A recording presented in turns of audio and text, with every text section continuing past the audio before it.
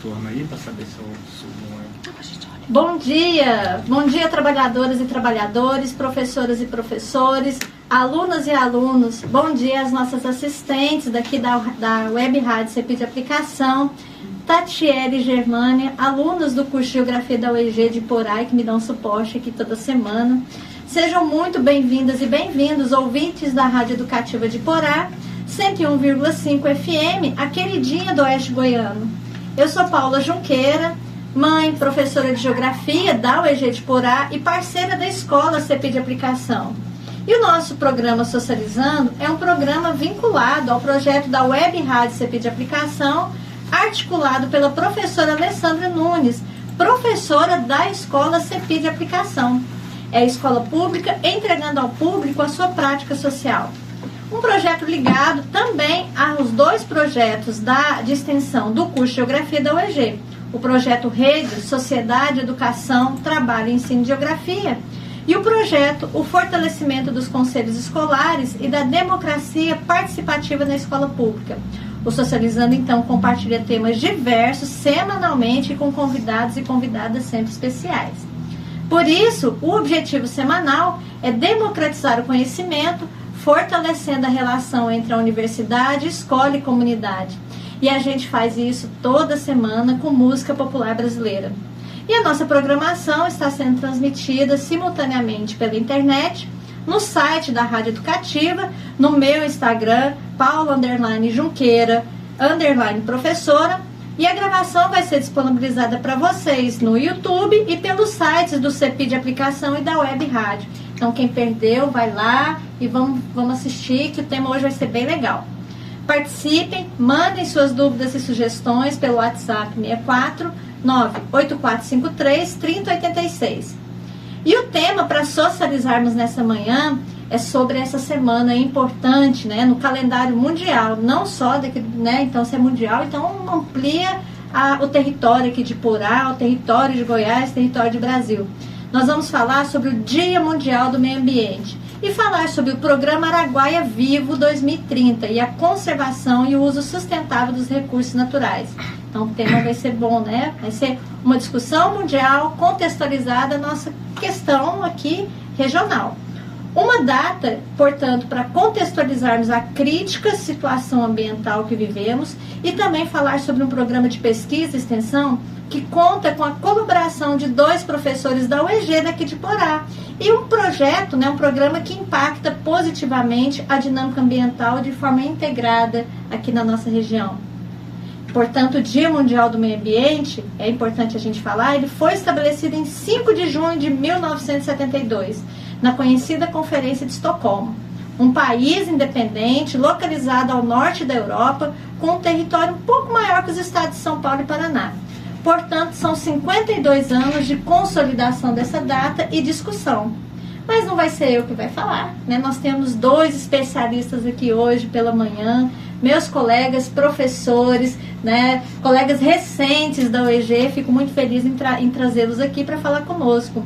É o professor Reuter Nunes e o professor Rafael Barbosa Pinto, ambos biólogos, jovens doutores e pós-doutores, né? Recém-chegados à UEG aqui da nossa cidade e região. Muito bom tê-los aqui. Bom dia, passo a palavra para vocês, né? Um prazer enorme mesmo em recebê-los. Bom dia a todos que estão nos ouvindo aí. Eu sou o Rafael. Bom dia, professora Paula, equipe. Estamos muito honrados de estar aqui, podendo participar desse programa nessa semana importante, a semana do Dia Mundial do Meio Ambiente. E a gente tem muita coisa para falar aqui, especialmente sobre o programa Araguaia Vivo, do qual eu e o professor Reuter somos associados, pesquisadores associados, né? E é um programa multidisciplinar, né? Um programa de pesquisa, de extensão, de contato com a sociedade e produção de informações técnicas, científicas e educativas. Então é um prazer estar aqui. Um bom dia a todos e a todas. Bom dia, pessoal. Bom dia, ouvintes. Desculpa, gente, não estou acostumado com rádio, tá? Queria agradecer, né, Paula, o convite e a oportunidade. Eu me chamo Reuter, né? Sou professor da UEG, como a Paula mencionou. Eu trabalho já há alguns anos, né? Um pouquinho mais de 10 anos, com pesquisa na parte mais de genética, mas aplicada ao meio ambiente, né? Como o professor Rafael mencionou, a gente está trabalhando juntos nesse programa Araguaia Vivo, que a gente vai contar hoje para vocês o que é esse programa, quais são as implicações sociais deles, né? E falar desse tema que é tão importante, tão latente, né, no nosso país atualmente. Eu agradeço, né? Então já começaram a falar aqui, falando que são jovens doutores, o Reuter falou que trabalha há 10 anos, né? É um garoto, gente, para quem está acompanhando as redes sociais, isso é importante. Hoje eu fazendo a programação, revendo a programação, eu lembrando, né, que eu tenho 46 anos. E entrei muito jovem na universidade, entrei com 16 anos. E eu fui acompanhando, fiz o mestrado jovem, mas na época, né, parece que tem tanta época, assim, 20 anos atrás, os programas de pós-graduação ainda não tinham uma política de expansão. Uhum. Então a gente demora um pouco mais a entrar, continuar os trabalhos na academia, fazer um doutorado, sem contar que eu sou mãe, né, mulher, então a gente tem um prazo aí para reprodução. Então a gente aguarda mais um pouquinho, tem uma organização da carreira, e vocês já fazem parte dessa política de expansão recente, né, da pós-graduação, por isso nós temos jovens doutores, e o quanto que é importante a ciência contar com cérebros novos, né, com produção de conhecimento, com gente que está dentro da academia, entra cedo, já começa a pensar o mundo de maneira crítica mais cedo, e temos jovens doutores, vocês estão aqui. E para falar sobre esses jovens doutores que estão aqui em relação a esse tema, essa questão ambiental mais ampla, a partir desse programa, né, que vai estudar as questões, vou chamar pela minha formação em geografia, né, estou entendendo que é uma discussão sobre a bacia hidrográfica do Araguaia, mas antes de falar sobre isso, queria que vocês se apresentassem ainda um pouquinho mais, né? O professor Rafael, eu disse, os dois chegaram recente, o Reuter no ano passado, aqui na UEG, o Rafael chega agora. Gostaria que vocês falassem rapidamente para os ouvintes qual que é essa formação de vocês, de onde vocês vêm, e essa relação com o tema ambiental. Sim. Bom, eu sou formado pela Universidade Federal do Estado do Rio de Janeiro, né? A sigla é Unirio. Fiz minha graduação, meu bacharel em Biologia lá. Iniciei em 2004, terminei em 2009. Fiz meu mestrado e meu doutorado em Biologia Vegetal na Universidade Estadual de Campinas. Depois vim para Goiás continuar meus estudos em botânica e iniciar meus estudos mais aprofundados na parte de genética. Foi onde eu conheci o professor Reuter, que virou um grande amigo, né, um colega de trabalho e um grande amigo. E foi onde também eu conheci outros professores da UFG, como a professora Mariana Teles, o professor José Alexandre, que são coordenadores, né, do programa Araguaia Vivo. Então, a partir dessa colaboração que se iniciou com projetos de pesquisas pontuais, esse programa surgiu, né, ele é um programa, como eu disse, multidisciplinar. Então, ele inclui, por exemplo, a minha parte, que eu sou da equipe pesquisador associado da equipe de botânica, né, e várias outras etapas também, onde a gente acaba participando, porque como ele é um projeto multidisciplinar, as áreas se integram, né. Então, inicialmente, a minha pesquisa em botânica, ela começou a se concentrar no Cerrado, na região do Cerrado, né, justamente por causa dessas conexões com os pesquisadores locais aqui da região do Centro-Oeste. E agora eu integro esse grupo de pesquisa que conta com colaboradores do Brasil inteiro e até alguns colaboradores estrangeiros que participam de algumas etapas do projeto. São 6 anos de Goiás, no meu caso. Eu fico muito contente de estar trabalhando aqui, de estar trabalhando no Cerrado, onde tem a nascente dos rios, dos grandes rios importantes que abastecem grande parte do Brasil, né? Então é um prazer estar aqui nessa região e é uma luta, né? Uma região altamente impactada, influenciada por questões de terra, né? Associadas a disputas pelo espaço. E nós, como biólogos, a gente tem a intenção de contribuir para que essas disputas se tornem mais justas, mais igualitárias, usando questões ambientais para tratar dessa ocupação da terra. Então, eu vou passar a palavra para o meu colega Reuter aqui, para ele também fazer uma breve apresentação da parte dele em relação ao projeto, tá? Obrigada. Deixa eu só falar aqui para quem está nos ouvindo, né? Quando você falou, Rafael, aqui lembrando, né? O Rafael sai da Mata Atlântica. Isso. Né? Sai da Mata Isso. Atlântica, região aí litorânea, né? Do nosso país, né? O litoral. E vem para o Cerrado contribuir, o que demonstra também esse olhar interdisciplinar e que o nosso ambiente é integrado, né? De alguma forma, até enquanto seres humanos, né? A gente sai de lá, a produção do conhecimento que a gente faz lá longe, em outro bioma, a gente traz aqui e nos ajuda a refletir sobre o Cerrado. Sim. Bom, eu também sou biólogo, né? Eu me formei na maior cidadezinha de Goiás, conhecida como Urutaí, 3.000 habitantes. Eu fiz graduação lá em Urutaí, né? E depois eu fui para Goiânia, fiz mestrado e doutorado em genética e melhoramento. Desde a graduação, né, eu comecei a trabalhar com uma parte mais computacional, né? E tudo, e no mestrado e no doutorado eu comecei a aplicar essa parte mais computacional em dados genéticos de plantas do Cerrado, né? Então as plantas do Cerrado, elas estão na minha vida desde que eu sou criança, né? Assim, o sair para catar piqui, né? E tudo mais, e ela se estendeu ao longo da minha formação. E eu fui expandindo isso, né, para outros organismos também, né? Atualmente eu trabalho, a gente fala que assim, na minha área, né, mais específica, de informática, a gente fala que a gente não tem bicho de estimação, né? Então eu estou trabalhando com a biodiversidade como um todo, assim. E além disso, né, muito nesse sentido que você falou, né, Paula, da expansão da pós-graduação, né, eu vivenciei muito a expansão da graduação e da pós-graduação, né?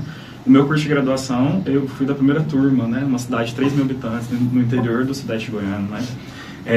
Na pós-graduação, eu não fui da primeira turma, mas foi uma das primeiras, né? Então, assim, 10 anos atrás, de quando eu estava lá, não existia o programa de pós-graduação, né? Então, eu vivenciei essas políticas mesmo de formação. E, inclusive, essa interdisciplinaridade, né? essa mudança ali, né? Essa levada de conhecimento, eu também passei muito por isso, porque durante a pandemia, né? Surgiu, então, a demanda, por exemplo, né, de análise genética dos genomas de coronavírus, né, que estavam circulantes aqui em Goiás, para fazer a identificação, né, o monitoramento genômico de quais variantes tinham, né? Então, por exemplo, assim, o meu trabalho, basicamente, era assim, eu tenho essas amostras aqui, tem alguma variante nova, né? Então, por exemplo, eu que trabalhava lá com planta, né, consegui pegar aquele conjunto de metodologias que eu tinha aprendido e tudo mais e aplicar em um outro contexto, né, em um outro mundo, né? E aí eu acho que isso é um exemplo muito legal disso que você está falando, da formação, né? A formação, ela vai para além da área específica ali, né? Vai para formas de resolver problemas no mundo, né? E mais especificamente agora no Araguaia Vivo e nas minhas pesquisas atuais, né, eu tenho tentado ir muito atrás da gente desbravar a biodiversidade, né? Porque a gente está num país e num bioma hiperdiverso, em que muita coisa a gente não conhece ainda e que o avanço, né, que nem o Rafael estava falando da expansão agrícola, né, desenfreada e tudo mais, faz com que a gente perca essa biodiversidade sem conhecê-la, né? Então eu acho que talvez a minha principal contribuição científica e social, né, seja fazendo com que a gente conheça um pouco mais, né? Porque, igual eu comentei com você antes do programa, né, toda ação de conservação, ela só é aplicada naquilo que a gente conhece. A gente não conserva o que a gente não conhece. Então a gente precisa conhecer, nosso plano de conservação está muito associado ao valor das coisas, né? A forma como as coisas estão postas, então a gente só agrega valor ao que a gente conhece, né? Então eu tenho trabalhado muito nessa linha de ajudar a gente a entender o que a gente tem de riqueza, né? E de gerar ferramentas para a gente conhecer isso da forma mais rápida possível. Nossa, bacana, né? E reforça, fala dos dois, acaba reforçando do papel da ciência, né, para a nossa condição humana, a permanência da nossa condição humana na Terra, né? E da divulgação daquilo que é necessário, né, para que as pessoas de fato conheçam a importância desse programa, né? E voltando a falar, nós temos outros programas nesse mesmo horário aqui na Rádio Educativa, que é o programa da Madalena, o programa da professora Viviane, né? O programa do Zezinho E o nosso programa, a sexta-feira ainda está livre, tá? Então, quem sabe quem pode trazer, falar com o Zezinho, trazer outro programa. Para discutir esses resultados da produção científica e da Universidade Estadual de Goiás. Então, são jovens doutores que chegam aqui, produzem conhecimento, né? Socializam, democratizam esse conhecimento, porque conhecimento não tem que ficar na gaveta, né? Então, que bom que vocês saíram dos lugares de vocês. Eu também saí de Uberlândia e vim para cá. Nós saímos dos lugares nossos para poder produzir conhecimento. Mas, para continuar o nosso também bate-papo hoje, falar sobre a questão do meio ambiente, vocês vão ver que passa rapidinho, né? Vamos falar só um pouquinho, porque ontem foi o Dia Mundial do Meio Ambiente, né? Esse dia foi instituído pela Organização das Nações Unidas, a ONU, como eu disse, em 1972, e tem como objetivo principal chamar a atenção de todas as esferas da população para os problemas ambientais, né? E também para falar sobre a importância da preservação e conservação dos recursos naturais, que até então eram considerados, até 1970, vamos pensar assim, eram considerados por muitos inesgotáveis, né? Use e abuse que não vai acontecer nada.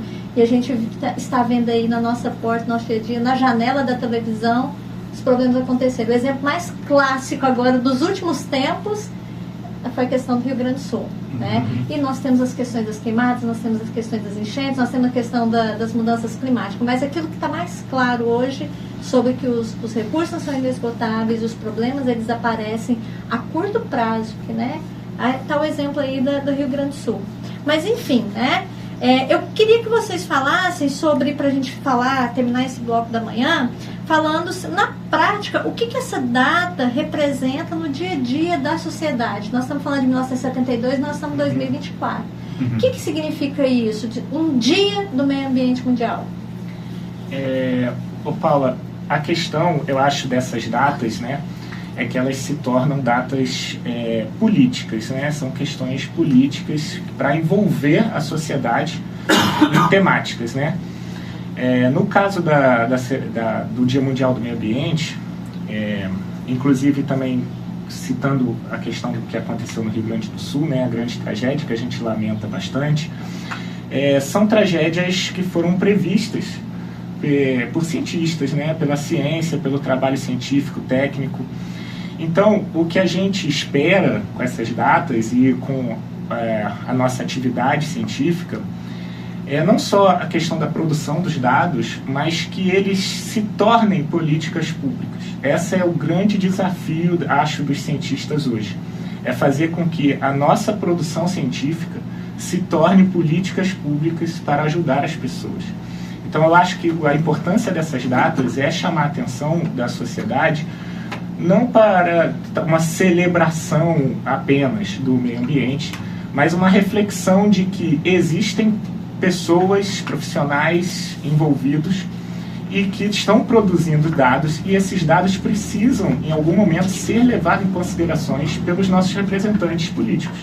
Então, eu acho que as datas celebrativas, elas trazem essa questão, né? Chamar a sociedade para entender que o meio ambiente e a ciência, ela não está dentro das universidades apenas ou dentro dos institutos de pesquisa, mas ela deve fazer parte do nosso dia a dia e da elaboração de planos de desenvolvimento que levem em conta essa nossa produção científica. Eu concordo super, né, com o que o professor Rafael disse. Só complementando um pouco, assim, essa data do Dia Mundial do Meio Ambiente, ele tem uma relação muito grande com as relações internacionais, né, as relações entre os países. Porque o que acontece? A gente teve, né, nos últimos 30 anos, várias reuniões internacionais. A primeira dela, né, foi a Conferência de Estocolmo, porque a ciência começou a falar que a gente teria uma crise grave, né, ambiental no mundo, né? E aí então a gente começou a ter várias conferências. E para que serviam essas conferências, né? Historicamente, a gente tem os países do norte global, né, Estados Unidos, vários países da Europa, né, que esses países eles foram até outros países, usaram de maneira desenfreada os recursos naturais e geraram um impacto gigantesco, né, no que a gente vive atualmente, né? Então, por exemplo, a gente teve a Revolução Industrial, que teve a sua importância para o desenvolvimento tecnológico, né, de várias coisas e tudo mais, mas teve um impacto ambiental muito grande, né, de altas emissões de CO2 e tudo mais. E essas emissões de CO2, elas enriqueceram esses países, né, elas ajudaram a enriquecer esses países. Então, acaba que essas reuniões, né, para falar sobre o clima, não é simplesmente assim, nossa, vamos comemorar o ambiente e tudo mais. É mais para a gente começar discussões, fazer discussões, né, do ponto de vista de relações internacionais, para que do ponto de vista de países, né, não de pessoas, quem tenha uma maior responsabilidade em relação ao que a gente vive hoje de crise, se responsabilize mais, dê mais dinheiro, né, e tudo mais. Então, por exemplo, a gente vê, às vezes a gente escuta falar assim, nossa, a França doou tantos milhões para o fundo da Amazônia. A gente fica, nossa, como a França é boa, né? Na verdade não é isso, né? Na verdade é uma relação, né, ali entre esses países para mitigar todo o impacto que a França gerou um dia, né, em usar os nossos recursos naturais, né? Então, essa data, né, ela eu acho que ela passa longe de ser uma celebração, né? Ela é mais um alerta para a gente, né? Disso que a gente tem vivido. E lembrando aí um pouquinho desse olhar da geografia, né, que traz, é também uma forma, quer dizer, na hora de explorar e ficar rico, né, os países exploraram e ficaram ricos. Agora é hora de dividir os problemas, né, e aí frear essa forma de ocupação, né, desenfreada, irracional, né? Fala-se da racionalização disso, é mais irracional, em que se retiram as coberturas vegetais, em que se provocam migrações das pessoas, né? Elas vão se instalar em locais insalubres, em locais de riscos ambientais, tudo provocado por essa ganância, né, do correr atrás do dinheiro. Então, é sempre a gente pensar, né? Por que criaram a data em 1900, lá na década de 70? O mundo já estava deteriorado, né? Então, agora é necessário frear a forma de ocupação e desenvolvimento econômico, que é outro problema, né? Não precisava desenvolver destruindo, mas as pessoas querem acumular. E para discutir isso, o tempo vai passando, nós vamos ouvir música. Nosso programa, falando para vocês, a gente sempre traz música para abrir os nossos ouvidos, o nosso coração, inclusive, né? Assim, de modo afetivo e emocional, para a realidade, por meio da música. É um programa educativo, é um programa que passa pela escola também, e a gente sabe que as músicas educam, nos ensinam. E a música que a gente traz hoje, para terminar o primeiro bloco, é uma música de Beto Guedes, de 1981, O Sal da Terra. É um manifesto que alerta a humanidade para a urgência da necessidade de cuidar do planeta e de cuidarmos um dos outros. Um manifesto contra a supremacia do dinheiro sobre a vida, contra a desigualdade econômica e contra a degradação ambiental.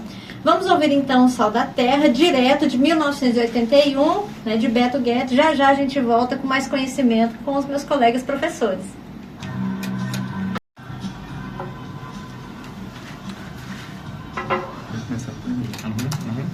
Voltamos, né, depois da música de Beto Guedes em 1981, período de discussão aqui no Brasil em específico, que começa, né, tem uma discussão mais latente sobre as questões ambientais. E aos que chegaram agora e nos ouvem, estamos aqui na Rádio Educativa 101,5 com o programa Socializando. Um programa em parceria com os projetos da Web Rádio CP de Aplicação e com os projetos do Laboratório de Pesquisa, Extensão e Ensino do curso de Geografia da UEG de Porá. E hoje o nosso tema é sobre o Dia Mundial do Meio Ambiente, especificamente para falar sobre o Programa Araguaia Vivo 2030 e a conservação e uso sustentável dos recursos naturais.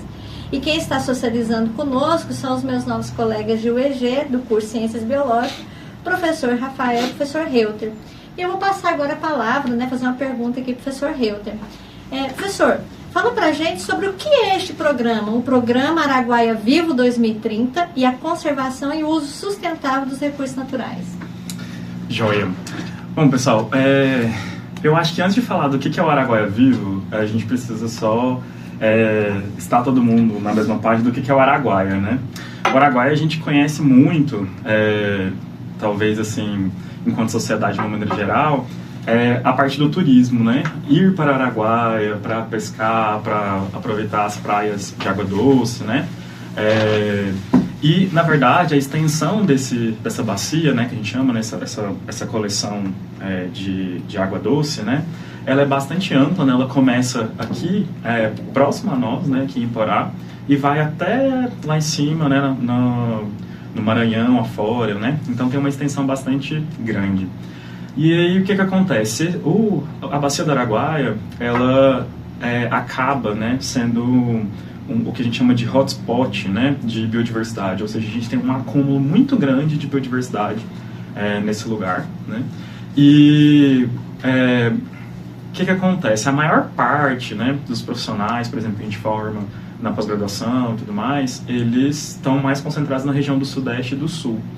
Então, acaba que as espécies, né, desses lugares, elas são muito mais conhecidas. Então, aqui no Araguaia, né, a gente tem várias lacunas de conhecimento, né? Ou seja, tem muita coisa que a gente ainda não conhece. Então, a gente não conhece todas as espécies, a gente não sabe a utilidade das espécies, se tem espécies invasoras, como que está o meio ambiente nesse sentido.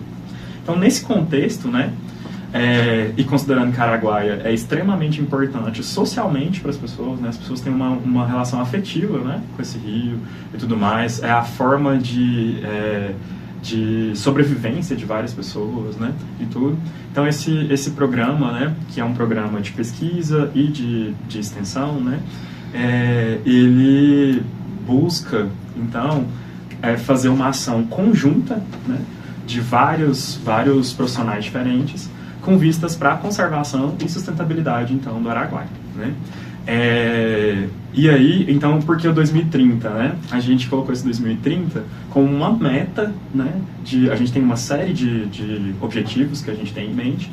Então, 2030 é quando a gente quer entregar, até quando, né? A gente quer entregar essas primeiras metas, né? Mas o objetivo é a conservação a longo prazo. E aí, esse projeto, ele é financiado pela FAPEG, né? Que é a Fundação de Amparo à Pesquisa do Estado de Goiás. E ela é executado por uma ONG que se chama TWRA, que é uma ONG internacional de pesquisa com água, né, que atua no mundo inteiro, e aí então a execução é dela. E aí como que esse programa ele se dá, né? Na verdade, ele, como eu mencionei, né, ele é um grupo interdisciplinar, né? A gente tem não só biólogos trabalhando nele, a gente tem o pessoal da geografia, a gente tem o pessoal da física, a gente tem diversos pesquisadores de diversas áreas, né? E esse programa, ele foi dividido em 11 atividades, que a gente chama, né? Que seriam 11 coordenações. E essas coordenações, elas são das mais diversas possíveis, né? Então tem a parte de conhecer a biodiversidade, tem a parte de planejamento e manejo da biodiversidade, tem a parte de turismo e pesca, tem a parte de popularização da ciência. Então, é um programa realmente integrado, né, em que a gente vão ter especialistas gerando informações científicas sobre o Araguaia e vão ter especialistas transmitindo esse conhecimento gerado, né, difundindo, né, esse conhecimento gerado para as pessoas que vivem nessa região, por exemplo. Certo. E, Rafael, pela informação que a gente traz, né, que a gente já sabe do seu trabalho na UEG, quando você chega, você é um biólogo, mas na área de botânica, né? Sim. Foi o que você disse. Então, a sua participação dentro do projeto Araguaia Vivo 2030, eu estou imaginando que acaba também sendo meio que um desdobramento da tal Agenda 21, né? Sim. Então, quando eu cheguei aqui em Goiás, estava no auge, né, a Agenda 21. Mas sua atribuição, né, do seu trabalho nesse programa, é ligado a isso? Sim, na verdade, eu faço parte então da equipe da biodiversidade, né? O Reuter citou diversas frentes do programa Araguaia Vivo, e eu estou na parte da biodiversidade. Então, só para o pessoal entender, né, como é que o Araguaia é tão grande, o Reuter citou a dimensão, né, do Araguaia. Então, como que a gente planeja, como que a gente executa essas tarefas de conhecer essa biodiversidade? Primeiro que hoje a gente tem bancos de dados integrados, né, internacionais, de vários lugares do mundo, e o Brasil, né, tem uma frente nessa produção desse banco de dados, onde a gente tem uma noção de qual é a diversidade que a gente conhece até hoje. Então, o que acontece? Nós começamos a mapear as lacunas de conhecimento dentro da região do Araguaia, né? E quando a gente fala Bacia do Araguaia, a gente inclui não só o Rio Araguaia, mas todos os afluentes em volta, os rios que alimentam ou que se alimentam do Araguaia. E nós começamos a mapear essas lacunas de biodiversidade, e então a gente vai atrás desses lugares onde a gente não conhece muita coisa, né, para somar o conhecimento, né, que a gente tem já nos bancos de dados ao que a gente está produzindo. No caso, a minha parte são as expedições botânicas. Então, a gente pega um carro, pega as estradas, começa a entrar naquelas vicinais, né, as estradas de terra, aquelas estradas pequenas, e a gente alcança a beira de rio, a gente visita terras onde as pessoas permitem, dão licença para que a gente entre, reservas, áreas de proteção, onde a gente começa a levantar e começar a mitigar essas lacunas de conhecimento, certo? A partir daí a gente tem as lacunas de conhecimento botânico, zoológico, genético, né, e diversas lacunas onde a gente divide essas equipes. Então a minha parte é a parte da botânica, a gente tira fotos, a gente georreferencia as nossas coletas, a gente deposita em coleções e a gente acaba produzindo não só material científico, como muitas vezes material de divulgação, e como somos professores, também materiais didáticos para que a gente use tanto nas salas de aulas das universidades, como materiais que possam ser utilizados por professores de escolas de ensino médio até fundamental, certo? É interessante, né? Eu sempre, vamos falando aqui, eu vou cada vez mais tendo a certeza da importância dessa universidade estadual aqui, né, nesse extremo oeste goiano nosso aqui, para poder capilarizar o conhecimento, né? Porque difunde, mas também para absorver o conhecimento popular também, que fica, né? Que você foi falando, Rafael, eu fui pensando, vocês adentrando nas propriedades, conversando com as pessoas que têm o conhecimento popular, mas não está ligado ao conhecimento científico. E os dois juntos auxiliam nessa conservação desses demais. biomas, o conhecimento, né, das pessoas locais, eles nos auxiliam demais, não só como para chegar às plantas, a bichos ou a questões da biodiversidade, né, que a gente não conhece, como também saber quais são os usos, né, quais são as utilidades que as pessoas têm para a nossa biodiversidade. Hoje em dia, a gente tem um termo, né, que a gente usa, que se chama ciência cidadã, né, que é quando a sociedade civil, de uma maneira geral, não pesquisadores, eles fornecem informações que vão ser úteis em trabalhos científicos, né? Então, um dos tipos de trabalho mais comuns da ciência cidadã, que inclusive tem isso no Araguaia Vivo, né? Por exemplo, assim, eu achei um peixe lá, eu tiro uma foto desse peixe, falo o que eu acho que é o nome popular dele e tudo mais, e aquilo passa para a mão de um cientista que identifica qual espécie né? E tudo mais. Então, é coparticipativo, né? E no caso do Araguaia Vivo, eu acho que é um exemplo muito interessante, né, de que a gente tem as extremidades, vamos pensar assim,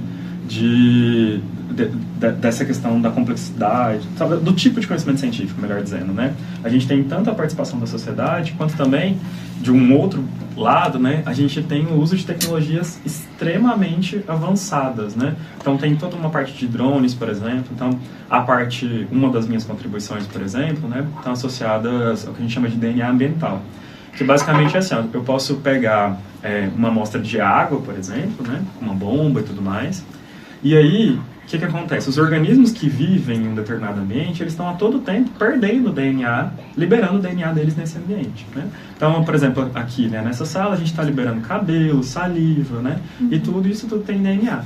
E aí a gente pode, né, buscar por regiões específicas nesse DNA que conta pra gente quais espécies tem. Então, a gente, por exemplo, o Rafael faz essa parte da identificação botânica, né, olhando para as plantas mesmo. A gente também pega amostras de solo e usa o DNA para complementar, né, essa lista. Então, e isso é um tipo de tecnologia, por exemplo, bastante avançada, sofisticada, né? Então, esse é um programa que integra, né, o conhecimento popular com as técnicas mais avançadas. E aí, né, nosso programa a gente vai chamar uma música aqui que vai falar sobre essa importância de fazer uma ocupação, uma produção de conhecimento com responsabilidade, né, para poder preservar e conservar. E eu quero, até antes de chamar, E deixar uma reflexão aí para quem está nos ouvindo da importância, quando a gente pensa em biodiversidade, a gente não está falando só da natureza natural, essa que a gente vê, essa paisagem, a árvore, o rio, né? A gente também está falando de pessoas, de saberes, né? Então, a importância da conservação dos saberes. Por isso que quando chega uma monocultura, chega uma grande produção, o que se faz é acabar com esse conhecimento. Então, vamos pensar sobre isso, da importância das nossas regionalidades, da agricultura camponesa, né? Dessa população ribeirinha, dessa população tradicional, para manter esses saberes, para a gente continuar conservando. E o programa vai passando e vamos passar mais música. E para fechar esse bloco, nós vamos trazer uma reflexão poética sobre a responsabilidade que temos em relação ao meio ambiente e ao futuro de nosso planeta. Vou falar pouco, porque senão o tempo vai passar. A música que nós vamos ouvir é uma música de 2012 chamada Herdeiros do Futuro, interpretada por Toquinho. E ela vai falar sobre essa relação humana com as questões ambientais. Já já a gente volta. Estamos no último bloco do programa Socializando. Estamos conversando com os professores Rafael e Reuter, né, que são biólogos aqui da UEG de Borá, para falar sobre as questões, temas ambientais, especificamente sobre o projeto Araguaia Vivo 2030 e a conservação e o uso sustentável dos recursos naturais. E já partindo dessa introdução, já pergunto, Reuter, né? Como que a gente pode entender a importância de um programa como esse ou outros programas para poder problematizar o que aconteceu no Rio Grande do Sul? Perfeito. Paulo, tem até uma frase meio pronta, assim, que surgiu na internet, que fala assim que atrás de todo desastre tem um cientista sendo ignorado, sabe? E nesse caso do Rio Grande do Sul não é diferente, né? Porque assim, igual a gente comentou, né, daquele protocolo lá atrás, né, que criou o Dia do Meio Ambiente e tudo mais, desde então a comunidade científica vem alertando para os problemas das mudanças climáticas, né? Que, para quem não está familiarizado, né, várias ações, né, humanas, elas aceleram o processo de alteração da temperatura no planeta, né, e essa mudança na temperatura, ela gera vários problemas ambientais. E os cientistas vêm alertando, né, ano após ano, do quão importante é a gente parar com essas emissões. E é parar com essas... E, assim, é diminuir esse impacto, não do ponto de vista romântico, não. Assim, do ponto de vista assim, nossa, eu vou deixar de... Eu vou tomar um banho mais curto para diminuir a quantidade de água que eu uso. É de um ponto de vista um pouco mais prático mesmo, né? Porque boa parte da água potável, ela não é utilizada por nós, né? Ela é utilizada... por indústria, né, em larga escala. Sobretudo pelo agronegócio, né? Exato. E então, o que acontece? A gente precisa de medidas efetivas, né? E aí, como muitas vezes, né, essas pessoas que elas estão ali enriquecendo, né, à custa dos recursos naturais, elas vão ter condições financeiras, né, de sobreviver a essas mudanças climáticas, elas não se importam tanto, né, com essas mudanças. Essas mudanças, elas têm um impacto social muito grande. Quem mais vai sofrer com essas mudanças são as minorias. Quem mais vão sofrer com essas mudanças são as pessoas mais pobres, né? Se a gente for olhar, por exemplo, nesse desastre do Rio Grande do Sul, que foi uma tragédia, né? As pessoas que mais estão sofrendo são as pessoas mais pobres, né? As pessoas que têm mais condições, elas têm mais acesso, né, às coisas. Elas podem ter perdido a casa, mas vão reconstruir assim, não piscar de olhos, né? Exato, né? E assim, elas conseguem ficar um tempo fora, sabe? Elas conseguem, né? Enfim. E nesse caso do Rio Grande do Sul em específico, tem, se vocês procurarem na internet, né, vocês conseguem achar um vídeo da Manuela Dávila, né? Nas últimas eleições, nas últimas não, de 2020, se eu não me engano, agora eu perdi a data. Aqui, que foi, começou em 2020, 2022. 2022, isso. Uhum. Que tem um vídeo dela falando exatamente dos lugares onde teve esse desastre lá no Rio Grande do Sul. Ela alertando para questões das mudanças climáticas e alertando que isso poderia acontecer. E eu acho muito engraçado que existe uma construção de uma narrativa, né, da Manuela Dávila como alguém muito utópica, né, assim, o comunismo utópico, né, quando na verdade ela estava se amparando em dados científicos com uma questão real. E aí quando a gente volta para esse vídeo dela e assiste, Eu não sei, pelo menos em mim gera um incômodo tão grande, assim, porque parece... Eu até comentei com o Rafa que parece que ela é meio uma bruxa, né? Que ela está prevendo o futuro, né? Mas, na verdade, ela está se amparando na ciência. Mas é um pouco disso do que aconteceu lá no feudalismo, né? Quem observava empiricamente as coisas e sabia dar resposta era conhecido como bruxa, porque desestabilizava o poder de quem estava no poder. A mesma lógica hoje, não é, Rafael, que a gente vê? Pois é, eu também brinco com amigos, né, falando que o cientista, o biólogo, ele vive daquela frase, eu avisei, né, assim, e é ruim sentir isso, é ruim sentir que existem previsões bem feitas, bem estruturadas, bem estudadas de coisas que a gente precisa alterar na nossa sociedade, coisas que a gente precisa incluir nas nossas políticas, coisas que precisam ser mais discutidas pelos nossos representantes, pelo nosso parlamento. E essas coisas são deixadas de lado, né? Inclusive, a questão, o Reuter comentou do nosso grupo de pesquisa, né, que ele fazia parte ali da parte de genética na questão do Covid, e a gente conseguiu estudar bastante isso, bem na época que a pandemia estava no seu ápice, que a gente estava no lockdown. E eu cheguei a artigos científicos, por exemplo, de previsões do coronavírus de 2017, de 2010, certo? Já haviam cientistas chineses, cientistas do mundo inteiro, dizendo que havia um vírus que teria sofrido uma mutação e que agora ele era capaz de infectar seres humanos. As pessoas, obviamente, não ligam, né? Então, assim, a ciência, ela prevê as coisas, mas a gente ainda fica muito frustrado de que o debate político fique muito superficial em relação a questões ambientais. A gente preferia, assim, né? Tem um professor, meu professor de doutorado, Carlos Lucena, eu gostava, que eu me reconhecia nele nas falas, né? Ele sempre fala assim, eu preferia não estar certo. Eu prefiro não estar certa, não é? A gente prefere não estar certos, sobretudo quando a perspectiva da projeção ela é negativa. É claro que o cara está certo quando ela é positiva, mas quando é negativo. E a ciência está aí para mostrar, por meio da realidade concreta, por estudos, por metodologia, e não por achismo, não por fake news, né? Não por informações devaneios, né, de alguém que acha que vai ser afetado, né, porque está uma perseguição, mas a ciência está aí para trazer essas respostas. A gente preferia não estar certo, né? Então, em todos os sentidos. E aí, quando você, né, o Reuter traz a questão da Manuela Dávila, né, aparece muito isso em todas as áreas, né? A ciência produz expectativas, né, são probabilidades, são estudos, são por meio de metodologias.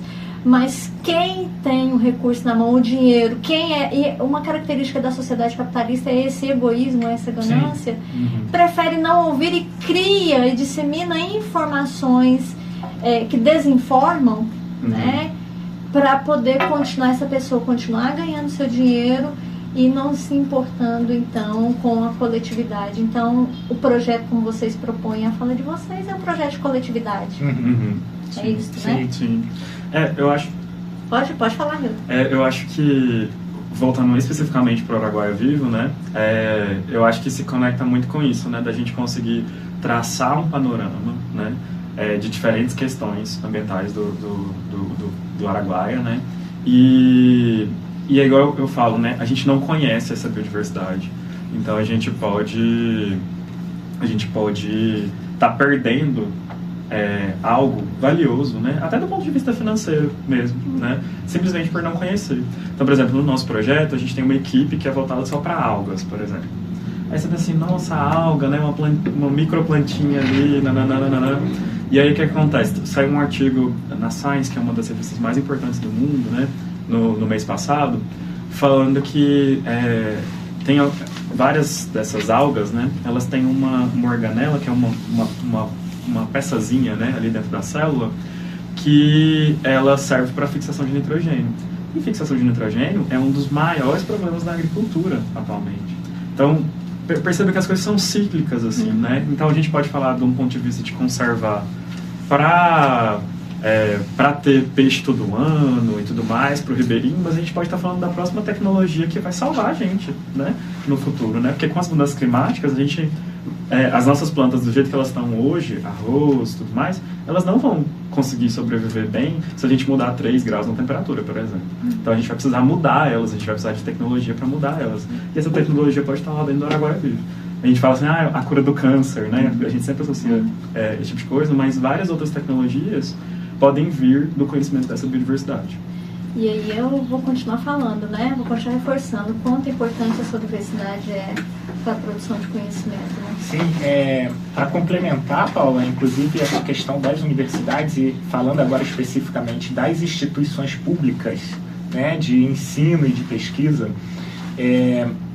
o fato é que, como o Reuter falou, a gente pode estar diante de novas tecnologias, mas a gente só é capaz de chegar a essas novas tecnologias se a gente tem a chance de errar também. Então, o investimento na ciência e na educação pública, ele é uma oportunidade da gente fazer testes, da gente também errar. Que empresa investiria milhões numa coisa que poderia dar errado? Né? Uma empresa privada. Provavelmente eles vão só investir em coisas que vão ter uma certeza de lucro, de retorno. O caso do investimento público é a nossa oportunidade de fazer testes, de errar, até que a gente acerte e até que a gente produza essas novas tecnologias que eventualmente vão virar patentes e vão ser então aproveitadas pela iniciativa privada. Então eu reforço aqui, né, aproveito para reforçar o investimento e que as pessoas, a nossa população, apoiem as universidades públicas, os institutos de pesquisa públicos, as escolas públicas, porque é lá que nasce a maior parte das novas ideias e das novas tecnologias. Nossa, então a gente fecha com chave de ouro, né? Na fala dos meninos. Vou chamar de meninos, tá? Eu já sou íntima. Nós estamos chegando ao final, quer dizer, nós vamos ter mais um semestre à frente, né? Espero contá-los com você aqui. Queria que vocês fizessem a fala final de vocês, agradecimento, né, para o nosso público. E lembrando, vou sempre lembrar, como é um projeto ligado à Escola CEPI de Aplicação, quanto esta fala de vocês será importante para os professores ouvirem, para os alunos ouvirem, para que eles possam lutar por essa universidade que é tão massacrada, né, tão renegada, às vezes até pela sociedade, que fica pensando assim, mas curso de geografia, de biologia, para quê? Olha para que nós estamos Sim. aqui.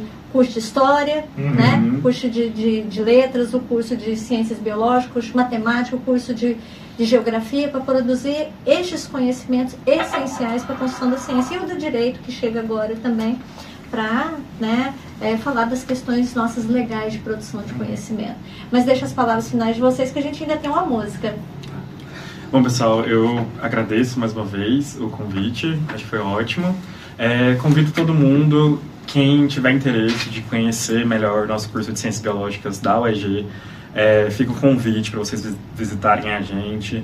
Nós temos nosso laboratório, se vocês quiserem verem os nossos bichos lá, os bichos do professor Douglas, né? A gente está aberto, né, para isso. E também, se vocês quiserem conhecer um pouco mais do programa Araguaia Vivo, eu convido vocês também a seguir a gente nas redes sociais.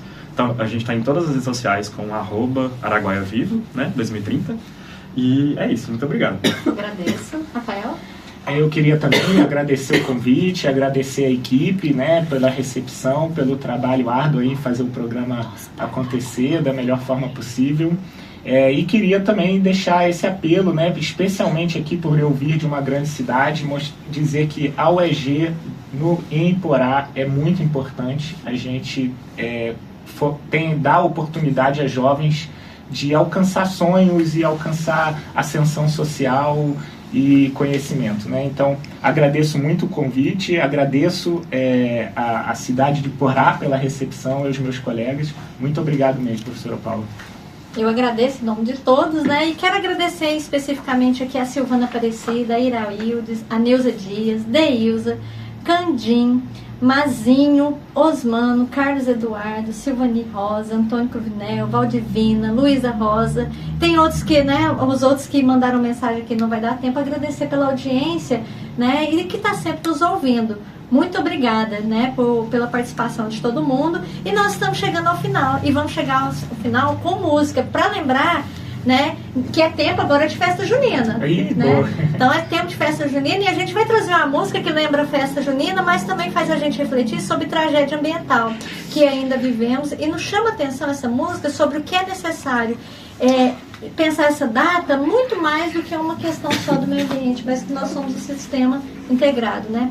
Vamos ouvir agora, para finalizar o nosso programa, o Shot Ecológico de Luiz Gonzaga, música de 1989. A gente aguarda vocês até o próximo programa, e lembrando que a educação é direito de todos e dever do Estado. Muito obrigada, meus amigos, meus colegas que estão aqui. Obrigada, meninas, e até o nosso próximo programa.